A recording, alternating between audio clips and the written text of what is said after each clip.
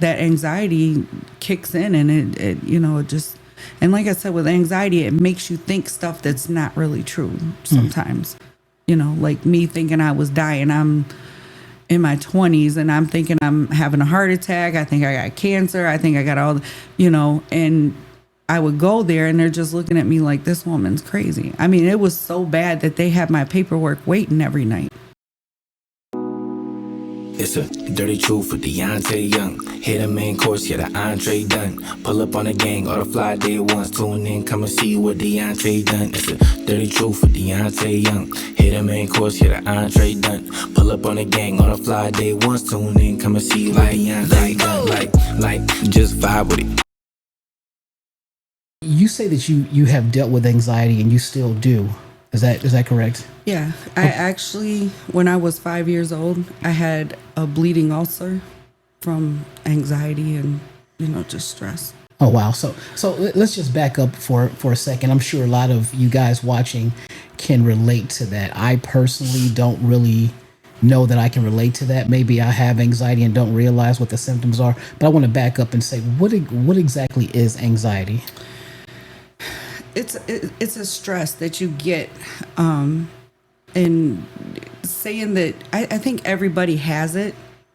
I just think that it's not as bad in some people, or some people deal with it better, but it's a stressor, and it makes your body feel all different types of things, and that's what I said. I think it's different with everybody, But when you say stressor, I mean, anything could be a stressor. I mean, just, missing the bus could be a stressor if you got to be somewhere in a timely fashion. So is it more to it than that? I'm just trying to understand. I mean, your heart will race. Some people get physically sick, vomit, I went to the hospital, to the emergency room every day for a year straight because of it. And it makes you think things are happening that's not really happening. Think things like I always thought I was dying. I had everything in the book, and they would tell me there's nothing wrong with you. So how do you even know that that's what you have? I mean, that could be anything, because no one ever told me that I have anxiety. But how can you come to the conclusion that, well, I'm worrying about things and this is what it probably is? Well, I mean, definitely it needs to be diagnosed by somebody. But like I said, I think everybody has it. Just some people don't have it as bad, so they don't notice it, or it doesn't bother them. This is really interesting, because everyone, like I said, that I have been around that talked about, oh, you really got to understand, you got to read up on it. And I personally can't relate to people having these moments. Like, you've told me some of the things that you deal with regard to anxiety, and I can't really understand that. So I'm sure there are people that are probably throwing bananas at the screen right now because I don't get it. And so it sounds, just the way you're saying things, it sounds like it's kind of difficult to really explain. Exactly. Yeah, and you're one of the fortunate people. If you don't notice you have it, it's not that bad. Some people have anxiety so bad they can't go out of the house. They can't go around large crowds. Some people get anxiety when they go for job interviews. Some people get anxiety when they go to the doctor. Some people get anxiety just having a conversation, or they get it when, like how we went live, it comes out sometimes, and it'll come out in ways that, sometimes I get like really angry because I'm horrible claustrophobic. So Right. I can't get on an airplane. I went to get an MRI, but that was my trigger to my anxiety, because then my anxiety went in full blown, I actually got physically sick from it that time. Oh, that's right, because because you're claustrophobic. Yeah. So then it just kicks in the anxiety, and then, you start shaking your legs like you said I was doing, or, some people, I get angry, especially if I'm having that anxiety and somebody is like forcing me. Like the day when I had the MRI, she was saying, "Oh, you're fine," and and I'm telling her to take me out of the machine, and she wouldn't. it made me angry and physically sick. So, like I said, everybody's different. Everybody deals with it differently. And some people just don't even realize they have it. I just feel that everybody has it in some form. Like I said, it's going to a job interview. Some people just think, oh, I was nervous. Well, it's anxiety too, because you're wondering, okay, am I going to get this job? Your mind is playing a trick on you. It's making you think all the negative instead of the positive. Okay, so that sounds kind of treacherous, to be honest with you. It almost sounds like one of the biggest burdens you can have. I'm looking here on the internet, and I just asked how many people have anxiety. It says that approximately 19.1% of adults, and it says about 40 million people. Now, that's adults. I'm sure that children also have it. So that's pretty interesting. That's a pretty big number when you're talking 40 million people. And it says that globally, the prevalence of anxiety disorders is estimated to be around 4%, affecting approximately 300 million people. So I was just going to ask you, do you think this is a widespread problem? But that pretty much answers the question right there. Yeah. And like I said, I think that everybody has it. It's just, some people don't have it to a degree of either not recognizing it, or they don't have it it's so bad that it affects them in any type of way. So obviously you talked about the whole situation with not wanting to get on an airplane or not having MRI or things like that, but how does it affect you in just everyday living? I think it affects you in everyday living as far as relationships and everything, because with anxiety, it'll make you think that things are happening that's not happening. It's definitely a bad mental issue, Right. It's a bad mental illness, and some people can't deal with it without medication or some type of help, and some people, like I said, they can go on. It just, I chose not to do medication and not to get help from somebody. So going back to childhood, do you remember, I know you said when you had issues, but do you remember it being present and affecting you all the time when elementary school, middle school, high school, or was it just something that happened, every now and then when you got to be a grown up, it just became like this overwhelming situation? I think as a child, I had it really bad because there was a lot of, my mom and dad getting divorced, hearing them argue all the time. I was always, I felt like an adult worrying about things that I, as a kid, and you shouldn't be worrying about, are they going to break up? Are they going to get divorced? Are we going to have a place to live? And, you hear things. So I think a lot of that is, as a kid, when they have it, it probably is worse because they don't even know what it is. They don't know what to think. And you said, were you diagnosed officially as a kid? Yes. No, well, not as a kid. Wasn't officially diagnosed. It was just like, oh, she has a bleeding ulcer, so she must be, have anxiety or something. It wasn't official until probably about 18 or 19. Yeah. I want to say. Because when I think of what you're describing and when I think about different situations, it makes me think that doesn't sound like anxiety. That just sounds like, oh, I'm nervous. So is there like a big difference between being nervous and having anxiety? I think being nervous is more of a temporary thing, as whereas anxiety just keeps going on and it affects you so much differently. It makes you feel, like I said, physically sick. Sometimes I tense up so bad that my body aches, Yeah, see, the reason why I say this is because, just full disclosure, this is one of my dirty truths. You recall a few years ago when I was going to my cousin's wedding and I was worried about sweating real bad because I have that proclivity of sweating real bad. And, that's something that wasn't just limited to that time. It's limited to a lot of situations, just, full disclosure. So that sounds like, oh, I'm just being nervous, or does that mean that I have anxiety about that? Because I've never been diagnosed. Well, I think with you, especially in things that I've seen in you, I definitely think that you have like mild anxiety. and yours is only triggered when it's something like that. Like you feel like you're going to be, because like nervous, you feel like kind of jittery and stuff, but the anxiety is more of when you're thinking like everybody's looking at you. You think all the negative. Yeah. So I think that that's what separates it from just being nervous. Because nervous, you're like, oh, I'm going to be sweating and stuff. But the anxiety is like when you start thinking all eyes are on you, and, you know, everybody's going to notice that I'm sweating like crazy, or, you know, and it's like your mind playing tricks on you. So I think that that's the difference between it. So you've been in so many different relationships, boyfriends, and all these different types of things. What type of experiences did you have to deal with, you know, when you would talk about your anxiety to them? Was it like this constant battle to try to get them to understand, or were they understanding? Just, you know, kind of walk me through that if you can remember. Well, I feel like that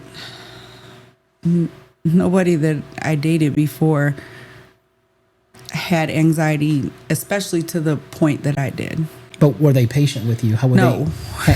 That's what I'm wondering. How were they handling your anxiety? Yeah, they definitely didn't. It was, oh, you know, they would always say you're crazy, or you're this, or you're that, or go get help. And it's like, yeah, I agree that, you know, some people do need help for it. And, you know, at some point, you know, I probably did too. But, you know, I did go get help. And the guy, you know, wasn't much help. So I just dealt with it on my own. What type of help was that? I told you that I went to the hospital every day for a year. That guy. Yeah, I would go to work. I would do my job. I did fine. As soon as I got off work, it was, I'm going to die in my sleep. So I have to go to the hospital. And after a year, they finally was like, there's nothing physically wrong with you. And I'm like, okay, well, why do I feel like this? And he's like, it's mental. So they referred me to a psychiatrist. I went there, sat down and had a talk with him. And he said, okay, I'm going to teach you some sleeping techniques. And he fell asleep. Yikes. And when I say fell asleep, yeah. I mean, he was snoring. And I'm like, okay, he needs help more than I do. So I'm going to leave and figure it out on my own. So let me get this straight. The guy that you were supposed to be getting help from, he was going to put you to sleep, but he's just started saying some stuff and then put himself to sleep? Yes. He says sleeping techniques. And, you know, he's telling me take these deep breaths, and he's doing it while I'm, you know, and the next thing I know, he's snoring. And I'm just like, okay. Yeah. So I went down to the lake, and I just sit there, and I did one thing that, you know, some people don't do. And I just looked up to God and prayed. And, you know, I'm hearing the waves crashing and stuff, and I'm thinking, okay, this is relaxing. Yeah. This can help me. Another thing that helps too is telling yourself that it's anxiety when you get it. You know, like when I had the fear of the MRI, I can tell myself that. Sometimes it don't work because it didn't that day. You know what I mean? Because then it was being claustrophobic as well as the anxiety on top of it. But sometimes just telling yourself it's an anxiety. Sometimes I've had it so bad that my heart pounds out in my chest and it feels like I'm having a heart attack. Yeah. When I get, and sometimes it comes on for no reason. It doesn't have to be anything that you know that triggers it. Like you could be like, oh, well, I'm not stressed today, or nothing bad happened today. And it just comes out of nowhere. So is there a difference between depression and anxiety, or is that just kind of, they just go hand in hand? Well, depression is, people usually don't get like the rapid heartbeat and, you know, like panic attacks and stuff. They usually just sleep, and, you know, they either eat a lot or don't eat, or, you know, they're just down all the time, you know. But I think with like a lot of the mental illnesses, I think they all run together though. You know, they all kind of have similarities. So.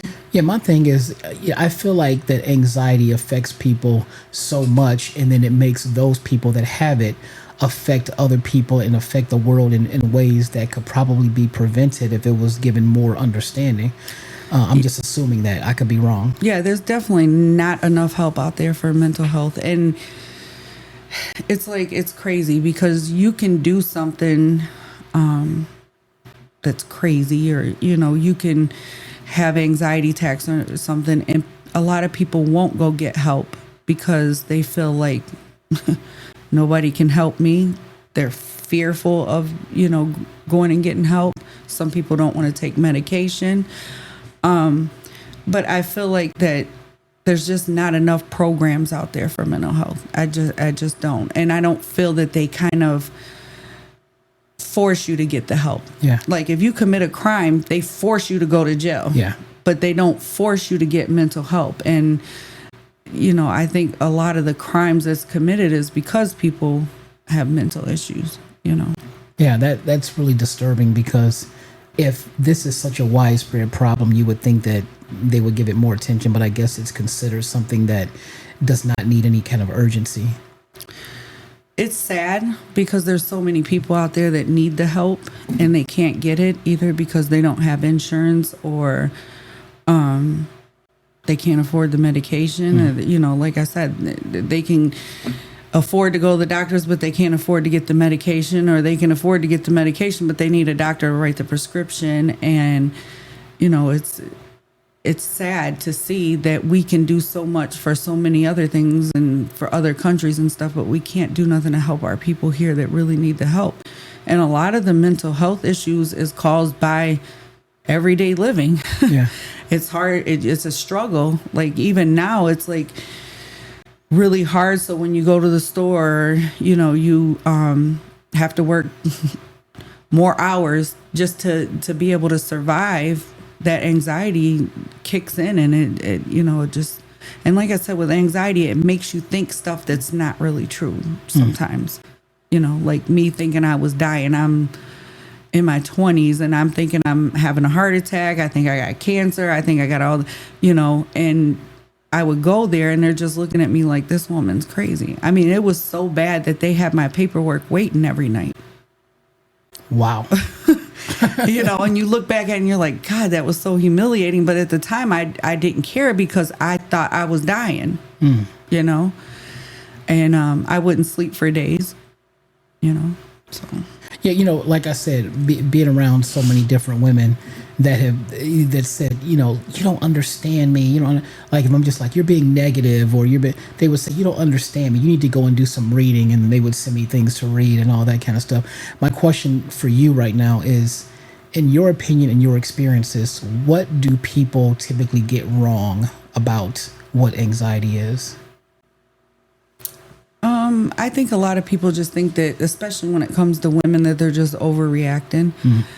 I hate to separate men and women, but I think that women do hold a lot of stress on their shoulders, a lot more than men sometimes, not all the time, but sometimes. And I just feel like that some people just brush it under the rug. Like it's, they're just overreacting, or they're being the typical dramatic female or something like that. And they don't really grasp the concept of how scary and stuff, And I had a friend one time that I worked with when I was going to the emergency room every night after work. And she used to laugh at me all the time. She would giggle and laugh and say, I can't believe that you do that and this and that and the other. And it was probably about 3 years after that, she called me one day and said, I'm really sorry for all the times I made fun of you. And I'm like, why? And she was like, I had an anxiety attack and now I understand. I wonder how she would know that, though, if she was making fun of you before. I mean, I think she understood what anxiety was, but because she never felt an actual anxiety attack or a panic attack, I feel like that it took her actually experiencing to understand that, hey, this is scary as hell. Now I feel what she was feeling. I understand where she was coming from. And it made me feel better because it was like, yeah, I mean, you start thinking everything, like I said, it's hard to explain unless you've been through it to even have somebody even understand it. I can sit and tell you all do it. I think that you come closer to understanding than anybody else I've talked to that hasn't had anxiety attacks or panic attacks. I think you come closer to understanding it, or at least you try to. Yeah. But until you actually have it, you're never going to understand what it truly feels like. It's just like with anything else in life. You're not going to understand that until you actually experience it. It's really just love. That's what it is for me. It's love, because if it's something I don't understand, but I know it's very pervasive in this world, then I'm going to say, well, I love this person, and this person probably can't help this. It doesn't sound like something you can help. No, it's not. And like I said, I mean, take for instance, I had never had a migraine around you. Mm-hmm. And one day I had the migraine, and I called you and my cousin over there. Oh, yeah. And it wasn't the migraine that made me call you. It was the anxiety caused from the migraine. I was freaking out. Maybe I had anxiety when I heard it, because I left church. I left church before service even started. Yeah. Because you called me and I was devastated. And I couldn't talk myself out of it. That was the thing. Usually if it's just something mild, I can say, it's just, but having that migraine just triggered the anxiety, and I couldn't get past it. And it was like, now I'm calling everybody. I mean, I was like really close to calling 911, like, what is going on with me? And even though I've had migraines before and I knew that it was just a migraine, it felt different because it had been so long. So it's like I experienced that problem, but now it feels different because it's been so long since it happened. And I really, like I said, it's all mental. It's your mind just starts going wild and you can't control it. Yeah, because, speaking of controlling it, were you ever on medication? Because I see a lot of people that regulate that or try to with medication. After my daughter was born, I actually was in an institution for like 2 weeks. Wow. And they put me on all these medications. It was like 9 medications they put me on. And it was for depression, for anxiety, for all these different things. And I couldn't function. I was just like a zombie. People would talk to me and it was like I just sit and stared at the wall. And that's why I chose not to do medication or anything, because it's like, Wait, you said you were staring at the wall? Yeah, I would just sit and stare because I felt like, like I couldn't focus. I couldn't understand anything. It was just like you was just a zombie. Like you was a shell just sitting there. Your body's there, but your mind's just, you can't do nothing. So what's the benefit? I mean, you're just saying that you just couldn't comprehend anything, so the wall was the only option? Yeah, it was just, I mean, it wasn't just a wall, but I'm just saying it was just figuratively speaking that, you would just sit and stare off into space, And Wow. To me, that's no way to live. Yeah, I didn't have anxiety because I couldn't even focus enough to know that I was having one, I remember the famous, I think it was a weekend or something. Whatever the case is, I remember you were going for an MRI and you said that you threw up. Yeah, I did, all over the machine. And like I said, it's because I'm claustrophobic, but that's what triggered. And then the anxiety kicked in, and, and I was so frustrated with the lady because she just kept telling me, it's going to be fine. I'm almost done. And it's like, no, get me out of this machine, like now, and then like I said, anxiety kicks in. So it's the trigger was being claustrophobic in there. And then. So the claustrophobia triggers the anxiety, not the other way around. Well, yeah, right. And then, sometimes anxiety will trigger other things like anger. Sometimes I'll get anxiety really bad and you don't know how to deal with it, so you get angry, Wow. So, I mean, there's probably a lot of little kids that are just, grounded and yelled at, but they don't know that they have that. Yeah. And I truly believe that, like, mental illness, a lot of that, it's hereditary, I think, Really? And it may just be from childhood, but, you see it in so many young kids and people who've never had anxiety or anything, they don't recognize it in other people. But people who's had it, they see somebody and they're like, oh, yeah. Like the leg shaking. You see me with the leg shaking. I'm just sitting here shaking my leg. You wouldn't understand that was anxiety. You would just think, what is wrong with that? Why are they shaking your leg like that? Or something like that. Well, let's get it correct. You were shaking your thighs and they were so voluptuous. I thought you were flirting with me. I said, wow, this is. Yeah. And we came off of a live video, and I was just, it was just anxiety that, nervous anxiety, where you're like, okay, I'm gonna go live. Everybody's gonna be looking at me. They're gonna be thinking, this or that, and then you start thinking about, like you don't want to say and like we was talking about, like you're trying so hard, you tense yourself up because you're trying not to say the wrong thing or say the all the time or hit your elbow on the table. Yeah, you probably feel like it's the end of the world and make. So in other words, it sounds like you're just making mountains out of molehills when you have anxiety. Yeah. That's interesting. And I know you were talking about the whole airplane thing. I remember when I first met you years ago, one of the things you told me was you would be terrified being on a plane and that I personally would never talk to you again because you would be so out of control. And then I said, oh, alcohol. And everybody suggests that to you. And it's because of the claustrophobia that you were saying. Yeah. And, and that's the same thing with the MRI. My doctor was like, oh, well, you can take this. But I'm not a pill person. I take pills that make me feel that I'm not in control of my body. That gives me anxiety. Worse, I'm going to fight it. It's the same way if I go to get on a plane. If I'm drunk, once I realize I'm on that plane and that door closes and I can't get off, I'm like, okay. So it's like the claustrophobia kicks in and then the anxiety kicks in. And then I always tell you, I feel like I'll be all over TikTok and everywhere. Everybody will be laughing at me because I'm acting a damn fool on here. Yeah. And I said they'll end up landing the plane and, I'll be on CNN getting arrested and stuff because I get angry because people don't want to listen. They're just like, oh, calm down. It's going to be okay. No, it's not. Stop, you know? And if you don't have anxiety or never had it, you don't know how to deal with people that have it. You can sit and tell somebody with anxiety to calm down all day long. They're not going to calm down, Yeah, because I know you were talking about John, you're the guy that you do home health care for. Yeah. And you were talking about how he has anxiety, but he's 95 years old. That probably contributes to that and the fact that he has dementia. Yeah. And I know you've dealt with him and you said he acted this way, he acted that way. And you say, and I get it. So my question is it easy to deal with people that also have anxiety, or is it as maddening to someone as someone that doesn't have it? Because it's like two people having it. I think that you can understand where they're coming from. Sometimes it makes it with anybody.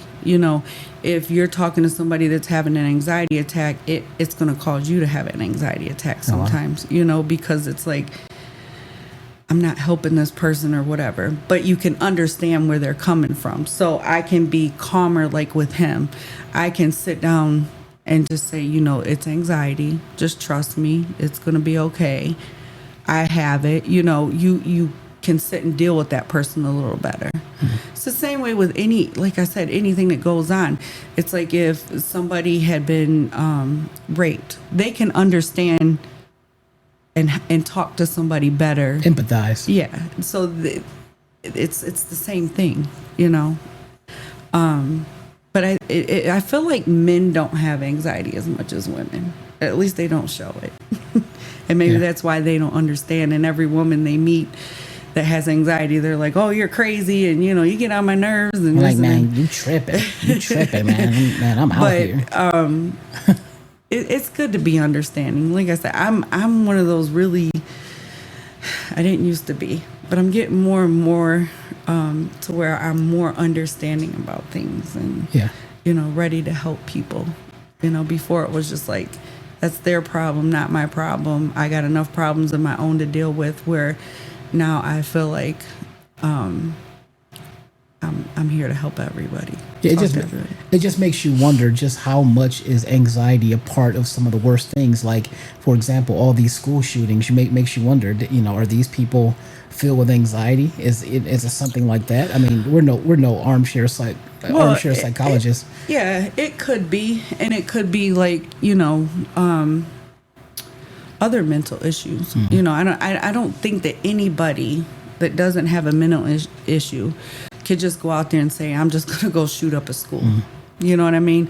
I just don't see it. Something is wrong. Whether it's, sometimes they say bullying and stuff. it's hard to explain. Yeah. You know, but I feel like bullying is probably a trigger. That person probably already had some type of mental illness, and then you're bullying them, and you know, not understanding that that person has a mental illness, and that's what causes it's a trigger to make them go do crazy things. You know, for those of you guys that are fans, followers, or supporters of The Dirty Truth with Deante Young, you guys should know that we take mental health very seriously, and sometimes that can be something that is very debilitating to people. All we want to do is just lift people up out of their dark place, and obviously anxiety can be very lonely based on some of the things you say. It can feel very lonely. You can feel isolation, and this is just what I've gleaned from the things you said.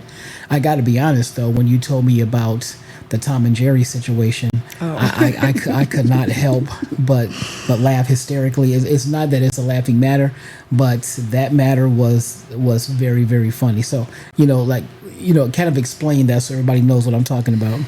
So when I would deal with the really bad anxiety where I wouldn't sleep for days, and it was because I was scared to go to sleep because I was hellbound and determined that I was going to die in my sleep, you know. And like I said, I was young. I was in my 20s.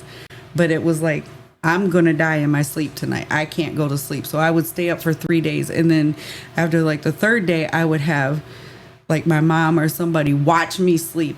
And I would always say, are you sure you're going to make sure that you watch me so I don't, you know, stop breathing or whatever?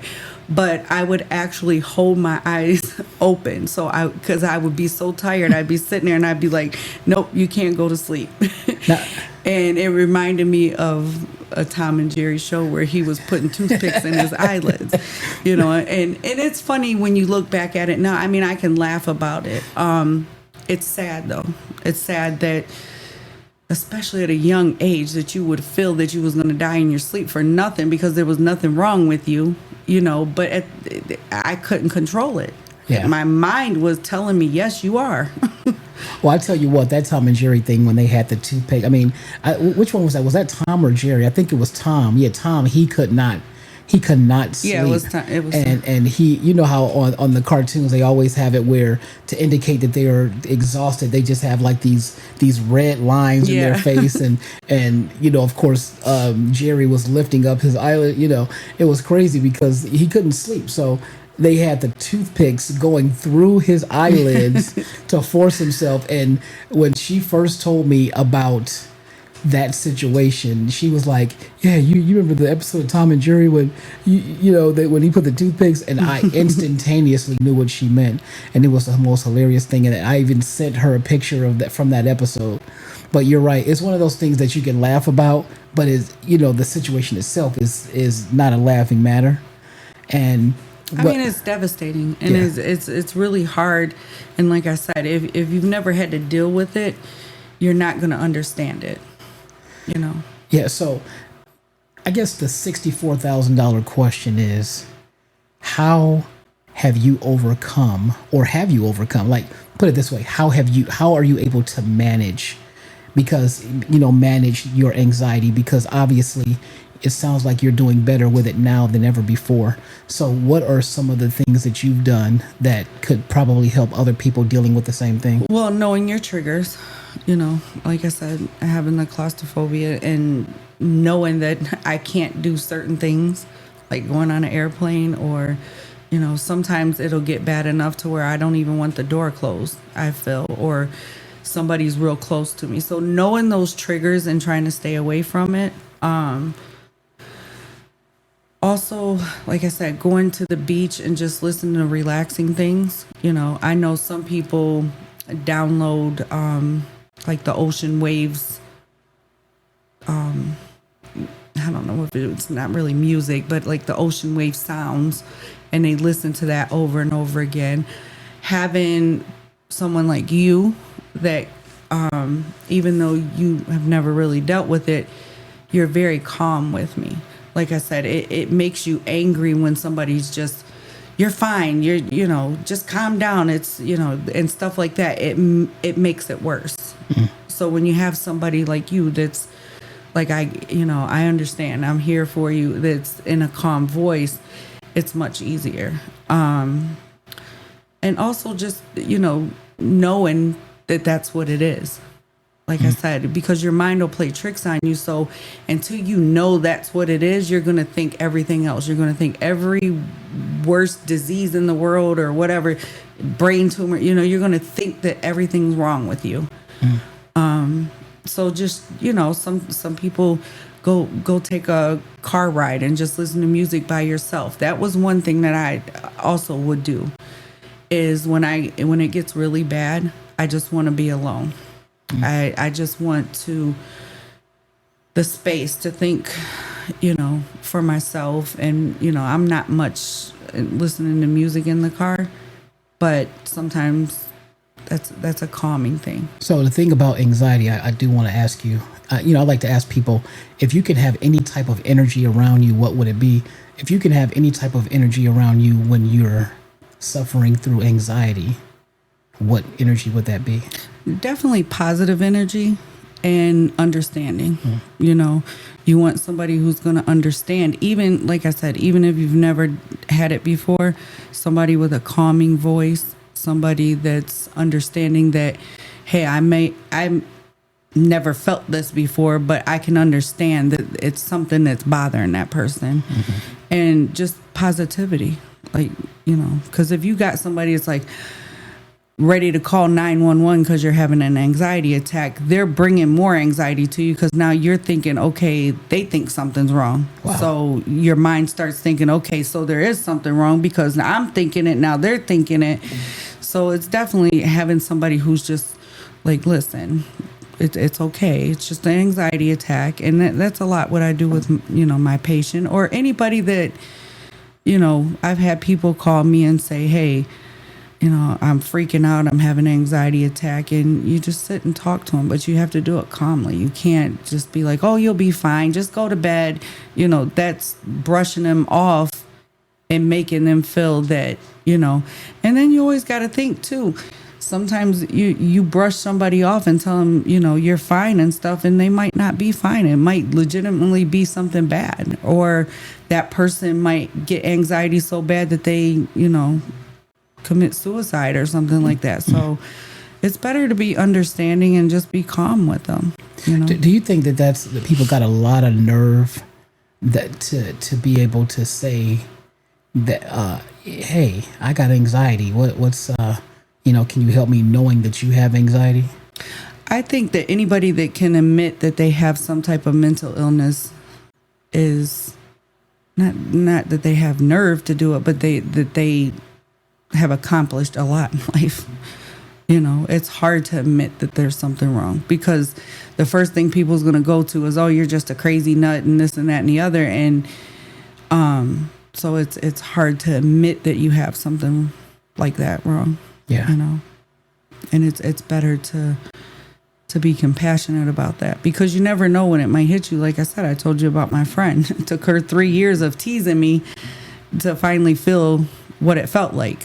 Yeah. And like I said, I feel like that at some point in life, everybody's going to feel a bad one, whether it be when you're 90 years old and, on your deathbed, you might start feeling it, but it's better to be understanding and caring to that person.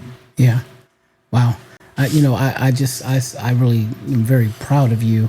I don't know how you can get past some of the things that have always been kind of roadblocks for you. I don't know how you'll ever get past it to get on an airplane. I don't know how you'll get past it to do a lot of these types of things, but hopefully there's a solution for it. I mean, I feel like I'm missing out on so much because I don't get on an airplane. I want to, but like I said, it's not like most people's like, oh yeah, well, just don't get a window seat. It has nothing to do with heights. And other people's just like, oh, well, take this and take that and get drunk, and that's not solutions for me. Yeah. And I'm not a big drinker. Yeah, unfortunately. And taking pills, that's just not for me. I don't even get Novocaine at the dentist. I've had root canals and everything, and I won't, because it gives me anxiety when I start feeling numb and I feel like I'm not in control of my body. So I don't get it. And your wow is usually every dentist I go in there, they're like, what? Who doesn't want that? And it's like, I want it. I don't want to feel pain. But the anxiety is worse. I'll sit there and have an anxiety attack right in the chair. And to me, it's just like, for what? I'd rather just feel the pain and get it over with and then go on about my business. And that's sad. That's sad that you would rather feel physical pain than to feel an anxiety attack. Wow. That's devastating. Well, I tell you what, you're actually very, very courageous to be able to talk about this and spill this, because as we all know, on the Dirty Truth with Deante Young, with us being, co-hosts, we are the Youngs, Billie Bad Ass and Deante. We have a vested interest. We have a vested interest in using our own stories to help and lift up other people. We're not just about interviewing people and having them tattletale on all the things that could be perceived as embarrassing or whatever. None of that stuff is embarrassing. So the fact that you're telling sharing all of these things that you've shared already is so significant. I really appreciate that. And I'm sure the people that you're helping are going to also appreciate it. There could be somebody 10 years from now to see this and then they and I'm all for it. I tell you, if it prevents one person, I don't care if only one person watches it and one person is helped. That's all that matters. That's amazing. And I agree.